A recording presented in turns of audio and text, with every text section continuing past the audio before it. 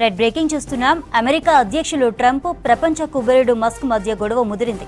మొదటి డోస్ నుంచి బయటకు వచ్చిన మస్క్ ఆ తర్వాత ప్రభుత్వ విధానాలు కరెక్ట్ లేవంటూ విమర్శలు చేశారు.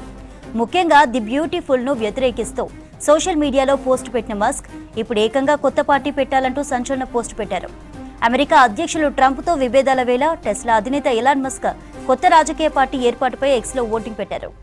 అందులో కొత్త పార్టీ అవసరం ఉందంటూ 80% మంది అనుకూలంగా ఓటేశారు. దీంతో ది అమెరికా పార్టీ అంటూ ఆయన చేసిన పోస్ట్ చర్చనీయాంశమైంది. ట్రంప్కు వ్యతిరేకంగా పోస్టులు పెడుతున్న మస్క్ 80% అమెరికన్లకు ప్రాతినిధ్యం వహించేలా కొత్త పార్టీ స్థాపించడానికి కరెక్ట్ టైం అంటూ 22,000 కోట్ల ఫాలోవర్లను ఎక్స్లో ప్రశ్నించారు. దీనికోసం ఓ పోల్ సైతం పెట్టారు. తర్వాత ఓటింగ్ ఫలితాన్ని ప్రకటించారు. కొత్త పార్టీకి 80% మంది ప్రజలు అంగీకరించారని తెలిపారు. ది అమెరికా పార్టీ అంటూ మస్క్ ఈ పోస్టు చేయడంతో ప్రపంచ కుబేరుడు ఇదే పేరుతో కొత్త పార్టీ పెట్టబోతున్నారంటూ ప్రచారం మొదలైంది. దీనిపై మస్క్ నుంచి అధికారిక ప్రకటన మాత్రం రాలేదు. అధ్యక్ష ఎన్నికల్లో ట్రంప్ విజయానికి తానే కారణమని మస్క్ చేసిన వ్యాఖ్యలను ట్రంప్ తోసిపుచ్చారు.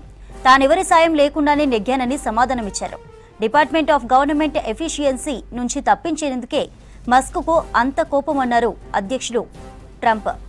ఇదే సమయంలో టెస్లా అధినేత కూడా సంచలన ఆరోపణలు చేశారు. లైంగిక వేధింపుల నిందితుడు జెఫ్రీ ఎప్స్టైన్ కేసులో ట్రంప్ పాత్ర ఉందని, అందుకే ఆ కేసు దస్త్రాలను పూర్తి స్థాయిలో ప్రభుత్వం విడుదల చేయడం లేదని ఆరోపించారు. ఈ పరిణామాల వేళ మస్క్ కొత్త పార్టీ చర్చ తీసుకురావడం ప్రాధాన్యత సంతరించుకుంది. రైట్, దీనిపై డీటెయిల్స్ తెలుసుకుందాం. సదానందం లైవ్ లో ఉన్నారు. సదా, ఇంత తక్కువ టైంలో ఇద్దరి మధ్య విభేదాలకు అసలు కారణాలు ఏమనుకోవచ్చు? ఎస్ చంద్రిక, ఒకరేమో ప్రపంచ కుబేరుడు, మరొకరేమో అత్యంత శక్తివంతమైన దేశానికి ప్రెసిడెంట్గా ఉన్నారు. సో వీళ్ళిద్దరి మధ్య గత కొన్ని రోజులుగా అసలు పడట్లేదు. సో మొదట్లో అంటే ఎలక్షన్స్కు ముందు అటు ట్రంప్కు పూర్తిగా సపోర్ట్ చేశారు. సో డెమోక్రాటిక్ పార్టీకి వ్యతిరేకంగా నిలబడి రిపబ్లిక్ పార్టీకి అనుకూలంగా ఇటు ట్రంప్కు పూర్తిగా ఫుల్ టు సపోర్ట్ ఇచ్చిన ఎలాన్ మస్క్కు ట్రంప్కు గత కొన్ని రోజులుగా పడట్లేదు. సో ఎలక్షన్స్కి ముందు ఇటు ట్రంప్ తనకు అవసరం ఉంది, తనకు పూర్తి మద్దతు కావాలంటూ కూడా ఇటు ఎలాన్ మస్క్ దగ్గరికి వెళ్ళాడు. సో దాంతో అతను ఒక ఎలక్షన్ పొలిటికల్ యాక్షన్ కమిటీ అనే ఒక దాన్ని క్రియేట్ చేశాడు ఎలాన్ మస్క్. దాని ద్వారా ఇటు ట్రంప్కు పూర్తి స్థాయిలో సపోర్ట్ చేసుకుంటూ వస్తున్నాడు. సపోర్ట్ చేయడమే కాకుండా ఫినాన్షియల్గా కూడా పూర్తిగా, అంటే అప్పుడు గతంలో జరిగిన అంటే రీసెంట్గా జరిగిన ప్రెసిడెన్షియల్ ఎలక్షన్స్లో అత్యధికంగా డబ్బులు ఖర్చు పెట్టిన పార్టీగా కూడా ఇటు రిపబ్లికన్ పార్టీ ఉంది. అందులో కూడా ట్రంప్ ఉన్నాడు. సో ఆ ట్రంప్కు పూర్తిగా ఫైనాన్షియల్ సపోర్ట్ ఇచ్చిందంతా కూడా ఎలాన్ మస్కే అంటూ కూడా ఆ మధ్య రిపోర్ట్స్ వచ్చాయి. సో ఆ మొదట్లో మైత్రి అంత బాగుండేది, వీళ్ళిద్దరి మధ్య ఆ స్నేహబంధం కూడా అంత బాగుండేది. సో ఎలక్షన్ టైంలో ఇద్దరు కలిసి పనిచేశారు. ఆ తర్వాత ట్రంప్ ప్రెసిడెన్స్ కాగానే ఇతనికి ఎలాన్ మస్క్కి అటు ఆ వైట్ హౌస్లో కీలకమైన పదవిని అప్పచెప్పాడు. సో డోజ్ అని డిపార్ట్మెంట్ ఆఫ్ దానికి సంబంధించి టోటల్గా ఇంపార్టెంట్ డేటా అంతా కూడా చూసుకునే ఆ డిపార్ట్మెంట్కి ఇతన్ని హెడ్గా చేశారు ఎలాన్ మస్క్ని. సో ఆ టైంలో అప్పటి నుంచి మొదటి నుంచి అతను వైట్ హౌస్లో ఇటు ఎలాన్ మస్క్, ట్రంప్ తర్వాత ఎలాన్ మస్కే పూర్తిగా అంతా తానే ఉండి చేయడం కూడా ఇతరులకు నచ్చలేదు. ఈవెన్ ట్రంప్కు సంబంధించిన సభ్యులకు కానీ, లేకపోతే వాళ్ళ రిపబ్లికన్ పార్టీకి సంబంధించిన వాళ్ళకి కానీ, లేకపోతే గవర్నమెంట్ అఫీషియల్స్కి కూడా ఎలాన్ మస్క్ ప్రతి దానిలో వేలుపెట్టడం, ప్రతి దానిలో ఆయన ఉండడం వీళ్ళకి నచ్చలేదు. అయినా కూడా ట్రంప్కు అతను బాగా హెల్ప్ చేశాడు కాబట్టి అతనికి ఆ పదవి ఇచ్చి మొత్తం కూడా పూర్తి బాధ్యతలకు ఆయనకు అప్పచెప్పాడు.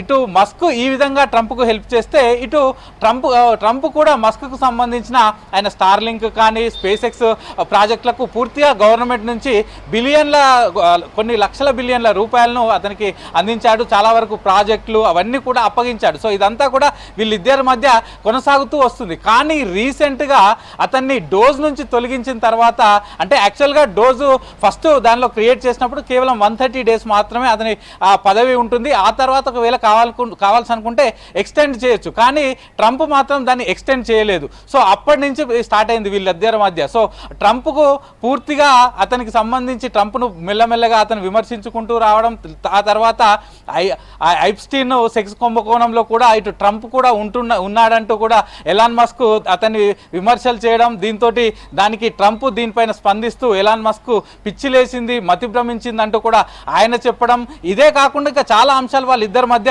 ఆ గొడవలు స్టార్ట్ అవుతూనే ఉన్నాయి. సో ఈ క్రమంలో వాళ్ళిద్దరి మధ్య గొడవలు వచ్చిన టైంలోనే రీసెంట్గా నిన్న ఎలాన్ మస్క్ ప్రస్తుతానికి ఈ ట్రంప్ ఈ సెక్స్ కుంభకోణంలో అతను జైలుకి వెళ్ళే అవకాశం ఉంది.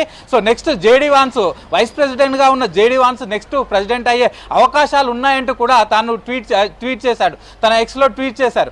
ఆ తర్వాత నెక్స్ట్ తానే ఒక రాజకీయ పార్టీ పెడితే ఎలా ఉంటుందంటూ కూడా తాను ఎక్స్లో పోస్ట్ చేశాడు. సో దీనికి 80% పబ్లిక్ అంతా కూడా, అమెరికన్స్ అంతా కూడా బాగుంటుందంటూ ఆయనకు పాజిటివ్ రిప్లై ఇచ్చారు. సో ఇదంతా కూడా వీళ్ళిద్దరి మధ్య, అంటే మొదట్లో ఇద్దరు బాగున్నారు, ఆ తర్వాత అటు పొలిటికల్గా ఇటు ఫినాన్షియల్ పరంగా బిజినెస్ పరంగా బాగున్నారు, ఆ తర్వాత మాత్రం ఇద్దరు ఒకరు నువ్వా నేనా అంటూనే సాగుతూ పోతున్నారు. సో ఇక్కడ మనం గమనించాల్సింది ఏంటంటే వీళ్ళిద్దరి మధ్య ఇద్దరి మైండ్ సెట్ అనేది చాలా డిఫరెంట్గా ఉంటుంది. ఇద్దరు ఈగోయిస్ట్లే, ఇద్దరు ఫినాన్షియల్గా వెల్ సెటిల్ అయినా కూడా ఇద్దరు ఈగోయిస్ట్లే. ఒకరు చెప్తే వినరు, వాళ్ళది వాళ్ళే. అసలు మొదట్లో కలిసింది కూడా వీళ్ళిద్దరికి ఒకరికి ఒకరు హెల్ప్ కావాలి. ట్రంప్ ప్రెసిడెంట్ అయితే ఇతనికి సంబంధించిన స్టార్లింక్స్ కానీ స్పేస్ ఎక్స్ కానీ వాటన్నిటికీ సపోర్ట్ దొరుకుతుందంటూ ఇటు ఎలాన్ మస్క్ అతనికి సపోర్ట్ చేశాడు. ట్రంప్కు అటు ఫినాన్షియల్గా పొలిటికల్గా ఉండాలి కాబట్టి అతను సపోర్ట్ చేశాడు. కానీ ఇద్దరికి మొదటి నుంచి వాళ్ళిద్దరి మైండ్ సెట్ వేరే, ఇద్దరికి ఫుల్గా ఈగోస్ ఉంటాయి. ఒకరి మాట చెప్తే వినే టైప్ కాదు. ఈవెన్ ట్రంప్ అయినా అంతే, ఎలాన్ మస్క్ అయినా అంతే. ఇప్పుడు ఒక మాట మాట్లాడితే మళ్ళీ అవసరాన్ని బట్టి మరొక హాఫ్ అన్ అవర్లో ఇంకొక మాట మార్చే రకం. ఇద్దరు కూడా అంతే, అది మొదటి నుంచి అలాగే ఉంది. సో ఇట్లాంటి ఇద్దరు మొదట కలిసారంటేనే అందరూ ఆశ్చర్యపోయారు.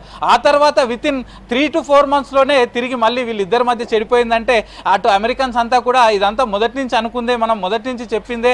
అసలు వీళ్ళిద్దరి మధ్య మైత్రి ఎలా కలిసిందో తెలియదు, కానీ ఇప్పుడు విడిపోయిందంటే పెద్ద అదే ఆశ్చర్యపడాల్సిన అవసరం లేదు. ఎందుకంటే ఇద్దరు మైండ్ సెట్స్ వేరే, ఒకరు చెప్తే వినే పరిస్థితిలో వాళ్ళు ఉండరు.